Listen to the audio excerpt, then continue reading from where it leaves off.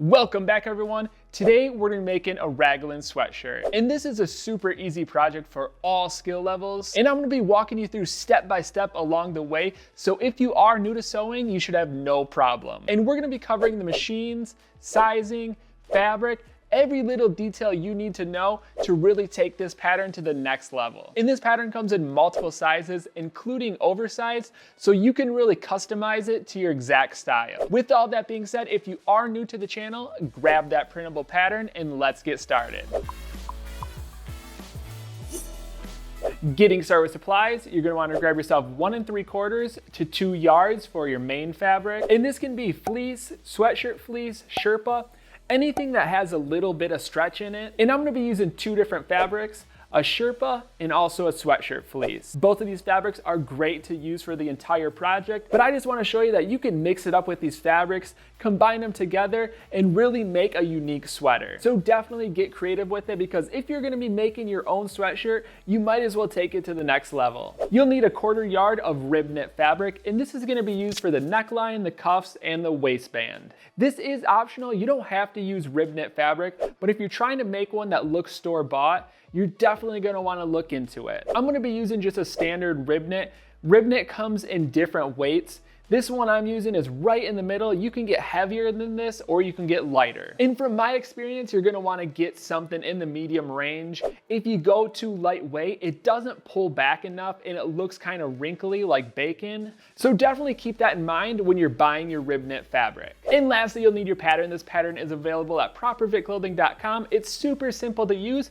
All you have to do is download it, print it out, tape it together, and you're ready to go. And after printing out your pattern, the best thing to do is to cut off the top and one of the side edges. This is going to allow you to overlap the pages for a perfectly aligned pattern. And once you have all your supplies gathered and your pattern printed out, it's time to move into cutting. Once you tape the pattern together, it should look like this. This is a bigger pattern, so I highly recommend testing your printer alignment before printing out this pattern. And from here, we're going to cut on the outside of the line, and remember, this comes in multiple sizes. There is a size chart on the second page of the pattern, giving you the measurements for the width, height, and sleeve. This pattern also comes in 2 different style options. You can do one straight color or split it up into blocks. If you choose to split it up into blocks, the dashed lines are on the pattern, and we're going to get more into this later on. And one more time before you start cutting, be sure to cut on the outside of the line for the best results. After cutting, you're going to want to end up with one neckline panel cut out of your rib knit fabric on the fold.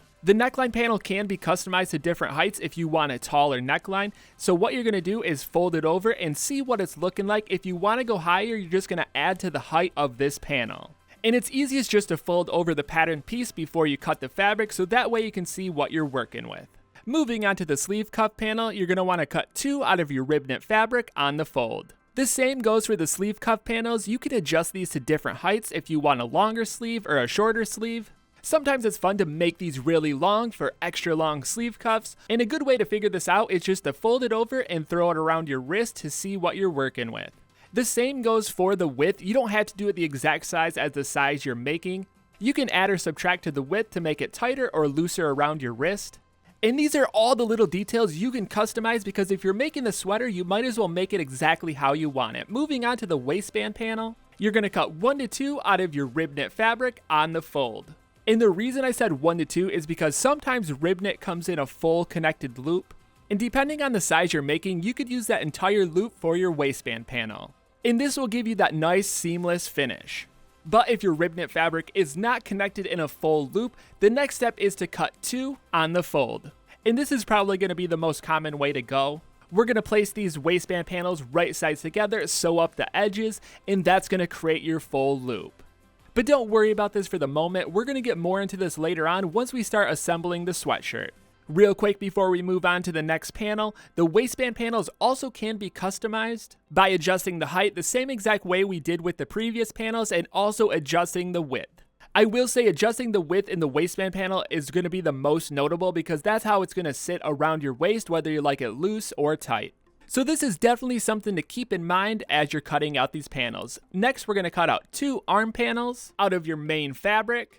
The measurement chart gives you an idea of how long the sleeve is going to be, so if you want to add to it or shorten it up, you can do it at the guide on the pattern. Make sure you keep the taper at the bottom the same because this is going to be going around your wrist and you don't want to go too tight or else you're not going to be able to fit your arm through it.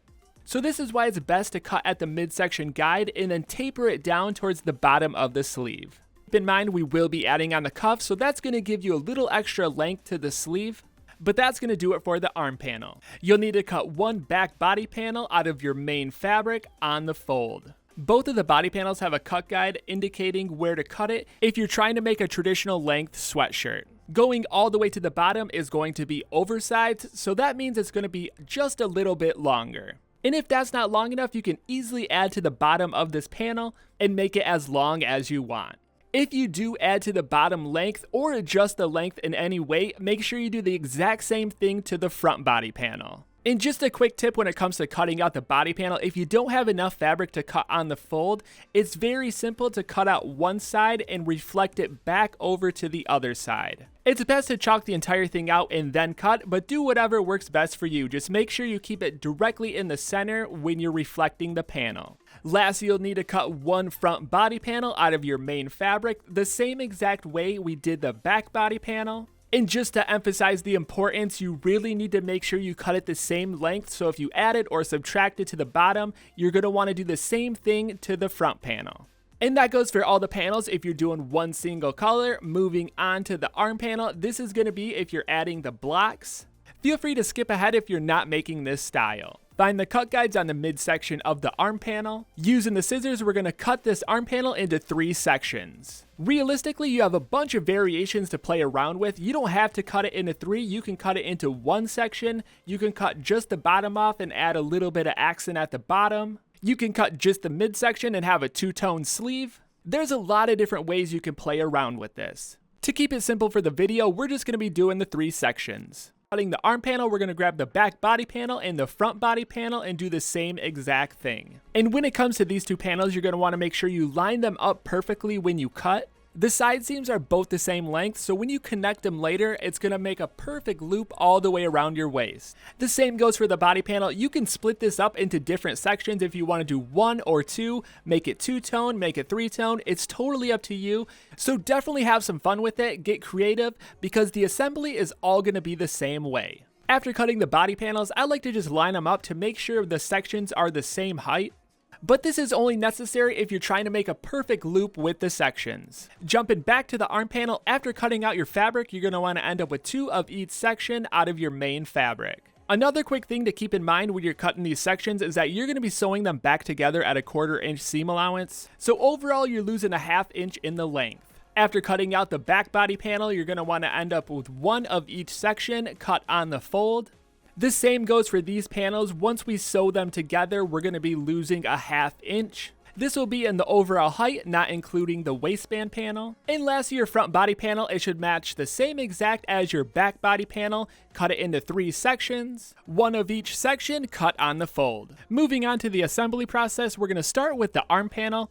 If you're not cutting yours into sections, you can skip ahead. Place the bottom portion off to the side, leaving you with the top and mid section. Make sure they're facing the correct directions. Place the right sides together, lining up the top of the midsection with the bottom of the top section. Repeat this process for the opposite sleeve panel. Place a few pins to keep everything lined up and stitch at a 1/4 inch seam allowance. And before we get started, for this project, we're going to be using a serger. Sergers are great for stretchy knit fabrics. They're going to allow the fabric to stretch and the thread not to break. They also cut and clean up the edges as you're sewing. I highly recommend using a serger for this project, but if you don't have one, it's totally fine. I'm going to show you another method for sewing stretchy knit on your domestic sewing machine. Switch your machine to a zigzag stitch with the higher width and stitch length, and by doing this, it will allow the thread to stretch with the fabric. And either method works great, so choose what works best for you. And I really recommend looking into a serger if you're going to be sewing a lot of knit material. It makes your projects look so much professional when the inside seams are looking nice and clean. And after finishing up the stitch, double check both of the seams, make sure all the layers got sewn together, and then we're going to open up that panel with right sides facing up, and we're going to add a top stitch to that seam. You can fold the seam allowance in any direction. I'm going to be folding mine up towards the top of the arm panel. This is because I'm using a Sherpa for that midsection, and I don't really like top stitching on Sherpa.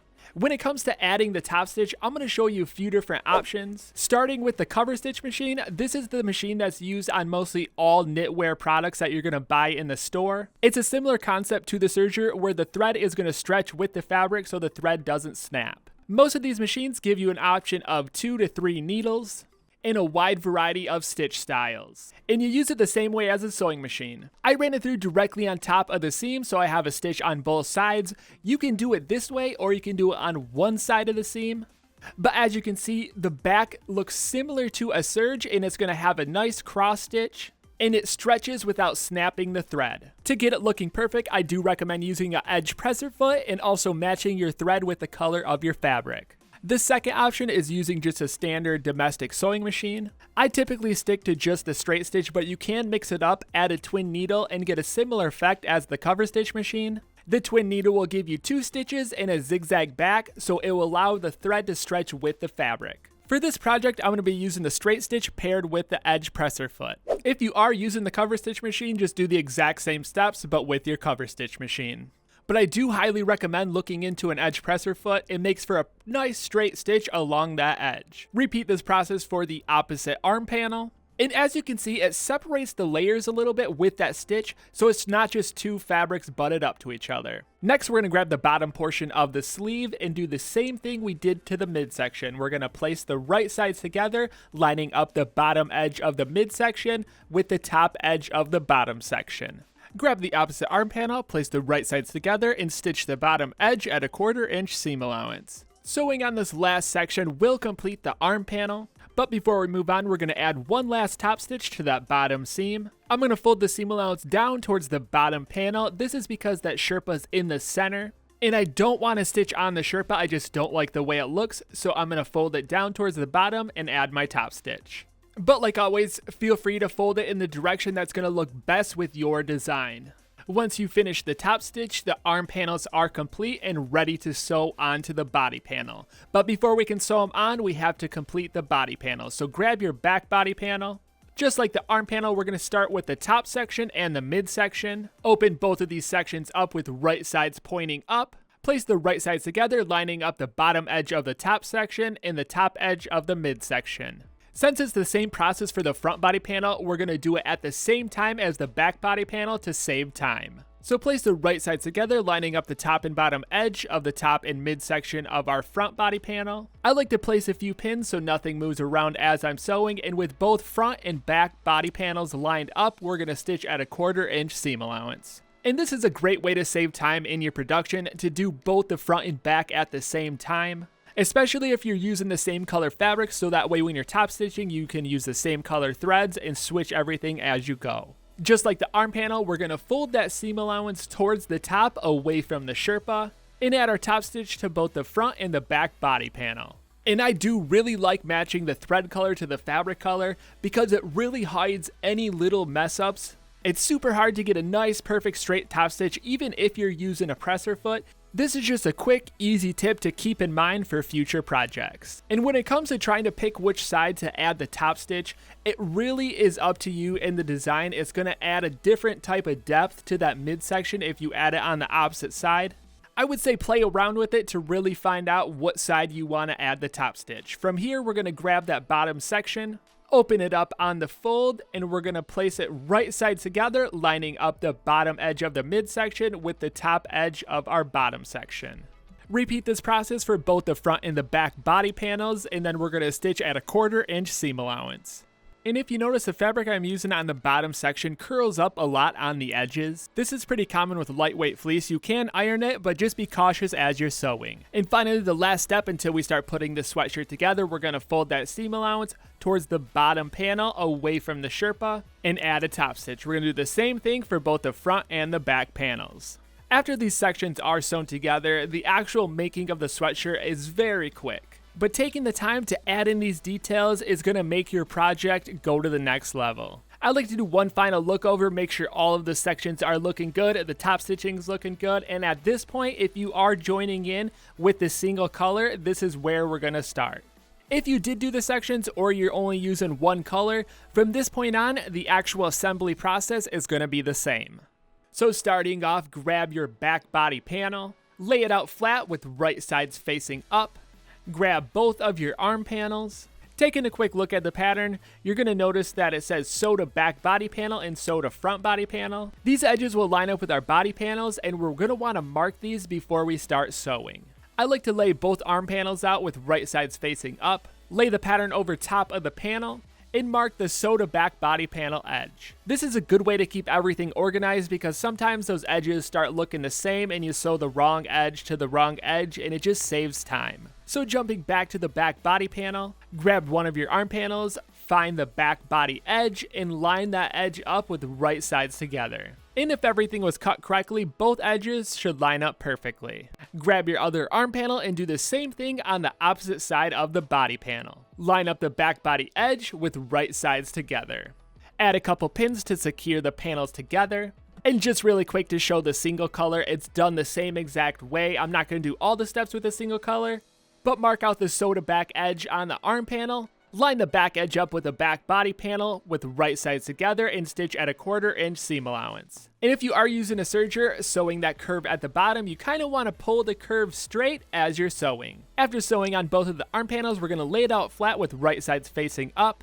Just like in previous steps, we're going to add top stitching to both of our new seams. And you can fold the seam allowance towards the outside or the inside. It really comes down to just folding it in both directions, kind of looking at it from the front and seeing what you like. Same goes for the single color. I folded my seam allowance towards the center. I wanted the body panels to pop a little bit, so by folding it towards the center, it's going to give them a little bit more height and overall definition. But if you want the arms to pop, then I would fold the seam allowance away from the center. And this is just a small little detail that could really bring out a different look to your project. Slide these panels off to the side and grab your front body panel. Lay the panel out flat with right sides facing up. Find the arm opening edges. Lay your back body panel with arms attached, right sides facing down. On top of your front body panel, locate the sew to front panel edges on your arm panels. And just like the previous step, we're going to place the right sides together, making sure the right edges are lined up. Place a few pins to keep everything organized. At this point, you have a lot of fabric you're working with, and sometimes the edges can get mixed up as you're transporting it to sew. Once you get to your sewing machine, sew these edges at a 1/4 inch seam allowance. After sewing, double check, make sure all the layers got stitched together. Then we're going to flip the right sides out. And we're going to add a top stitch to our new seams on the front body panel. I'm going to match what I did on the back body panel, so I'm going to fold the seam allowance towards the center. So I recommend doing whatever you did in the last step. And it's really fun to play around with these little details because I think they add a lot to the project. So I recommend doing it both ways on different sweatshirts just to see what it looks like. After completing the top stitch, we're just going to do a quick once over, make sure everything's looking good, all the seams are looking good. And from here, the next step is to sew the side seams. So we're going to flip the wrong sides together.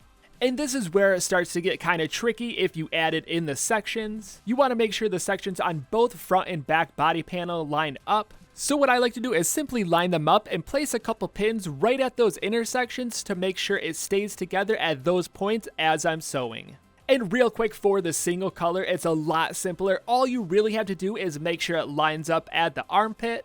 I like to use that seam as a reference point to make sure everything is lined up. And of course, also making sure the bottom edge and the arm opening are both lined up. With both side seams lined up and pinned together, we're going to stitch at a 1/4 inch seam allowance.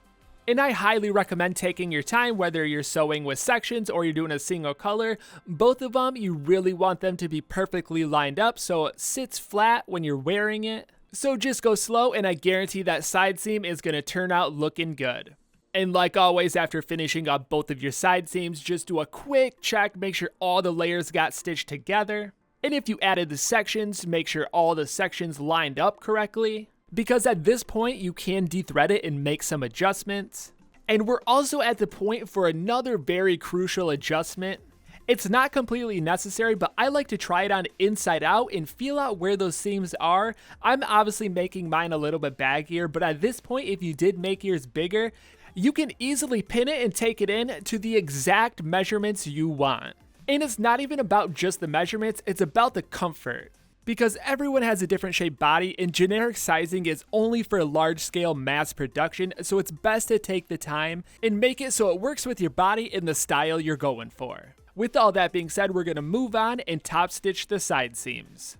I'm going to be folding the seam allowance pointing towards the back body panel. Before you start sewing, make sure you flip the right sides out. If you made yours with the sections and you use different color fabrics, what I recommend doing is sewing each section separately. I will be skipping the Sherpa sections and just sewing the sweatshirt fleece. And the reason I'm sewing these sections separately is because I want the thread to match the color of the fabric as you're top stitching up that side seam from the bottom. Once I pop up to that green area, I'm going to switch to a green thread. The further you go down the arm, the harder it gets, so I recommend flipping it around and sewing in the opposite direction once you get closer to the end of the arm. And since I skipped the midsection, it does pop out a little bit more, but that's kind of what I was going for. So all in all, it worked out great. Jumping real quick over to the single color, you can top stitch the entire side seam, but I do recommend starting at the bottom, working your way up towards the arm, and once you get to the point in the arm where you can't sew anymore, I recommend flipping it out and then sewing from the armhole opening. Once you start top stitching, you'll kind of understand what I'm talking about. And using this technique, you can get that entire side seam. Moving on, grab your sleeve cuff panel, your waistband panel, and your neckline panel. All of these panels are kind of assembled in a similar way. Again, with the waistband panel, we went over this in the beginning. If you are using a full band, you don't need to do the next steps. You can skip this step. If you have two separate sections, place the right sides together. For both the sleeve cuffs and the neckline, we're going to fold them in half on the fold with right sides together. With all the right sides together, we're going to stitch the outside edges at a 1/4 inch seam allowance on all of the panels. Really quick, just before we sew together the waistband panels, I want to show you how this is actually going to fit so you can make a calculation and see what you want to work with. As you can see, my waistband panel is almost the same size as the width of my sweatshirt, so that means it's not going to be that tight around my waist. If you want a tighter fit around your waist, you're going to have to shorten the waistband panel so that way it stretches more and pulls that bottom edge back in. And I actually recommend pinning the outside edges together and trying it on your waist just to see how it fits before you actually sew it onto your sweatshirt. Once you decided on the width, we're going to stitch both of the outside edges at a 1/4 inch seam allowance. And the same goes for the sleeve cuff panels. You can adjust these to the width that's going to fit around your wrist the best, whether you want it nice and loose or super tight around your wrist to get a nice warm sweater. It's best to pin it together, try it on, and see what's going to work best for you. Once you found that sweet spot, we're going to sew the outside edge at a 1/4 inch seam allowance and move right on into the neckline and do the same thing. The neckline can also be tweaked for a tighter fit or a looser fit, but the biggest thing about the neckline is mainly the height, because you can actually turn this into a kind of a turtleneck. If you hold it up to the neckline, you can kind of see how tall it is, and from here you can adjust it to a higher height or even lower. You can also make it a tighter fit to that neckline and really cinch it together if you like that style of sweatshirt. But anyways, moving on, flip the wrong sides out, grab your complete neckline panel, locate the seam, and what I like to do is line that seam up with the seam on the back body panel. By doing this, you're going to get that seam out of the way and behind you so it's not a focal point on the front of your sweatshirt. And as you can see, the neckline is smaller than the opening, so what you do is stretch it to fit the entire outside edge, place a few pins, and then we're going to stitch all the way around that outside edge. And the key here is to pull that neckline as you're serging to make sure it matches the circumference of your head opening. And this step can be pretty tricky, so just take your time as you're sewing. And after wrapping up the stitch, you can see that the neckline pulls it in and makes that opening a lot smaller than it originally was. Just like in the previous steps, we're going to flip the right sides out, fold that seam allowance towards the bottom panel because we don't want to stitch on the actual rib knit fabric. And we're going to carefully add a top stitch all the way around the bottom of that neckline. Be careful if you are using a straight stitch, sometimes that thread can snap when you stretch your head through it, but if you sew it in two separate sections, you should be fine. I really think adding this top stitch really makes for a nice defined edge from that neckline to the body panel. It also keeps that inside seam down and flat so it's not scratching on your neck. But this step is optional, so feel free to skip it. Moving down towards the bottom, we're going to attach the waistband panel. And by this point, you already got the sizing of your waistband panel dialed in, so we're going to fold it in half with wrong sides together. And if you are still unclear about the sizing, I recommend just trying this on how it is, throw it over down by your waist, and see how it fits. If you like the way it fits, we're going to start by flipping our sweatshirt wrong side out. The same goes for the waistband panels. We're going to use the side seams and line both of those side seams up with the side seams on our actual sweater. So line up those side seams with right sides together. Make sure the raw edge of the waistband panel and the raw edge of the body panels are lined up. When you have everything lined up and pinned down, we're going to stitch all the way around that bottom edge at a 1/4 inch seam allowance. Again, we're pulling that waistband panel as we're sewing so it matches the circumference of the body panels. And if you made your waistband super small, don't be afraid to really pull it to match the actual length, because rib knit fabric is very stretchy, and no matter the size, you can always get it to fit. Double check to make sure all the layers got stitched together. From here, we're going to flip the right sides back out. And you probably already guessed what's going to happen next. We're going to top stitch that bottom edge by folding the seam allowance up towards the top panel and add our top stitch. I always like to fold the seam allowance in the opposite direction of a rib knit fabric. Rib knit fabric is just way too stretchy, and it's always going to break the thread unless you're using a cover stitch. But still, even with the cover stitch, the rib knit fabric can break the thread. Another quick tip: if you made your waistband panel very small, you're going to want to add your top stitch in 2 separate sections. You're going to want to sew the front, stop at the side seams, and then sew the back, or do that in the opposite order. And this is only if you're using a straight stitch machine. This is going to separate the actual thread and not make a complete loop, so you have a lesser chance of snapping the thread when it's stretched. Next, we're going to flip the wrong sides back out, grab our sleeve cuff panels, fold them in half with wrong sides together, line up the seam with the seam on the sleeve, place them inside the sleeve opening with right sides together, lining up the bottom raw edges. Repeat this process for the opposite sleeve and sleeve cuff panel. When you have both panels in and lined up, we're going to take it over to the sewing machine and sew around the outside edge at a 1/4 inch seam allowance. Depending on the size opening you're working with, it can be a little bit tricky sewing these, so if you plan on making a lot, I recommend looking into a post-bed sewing machine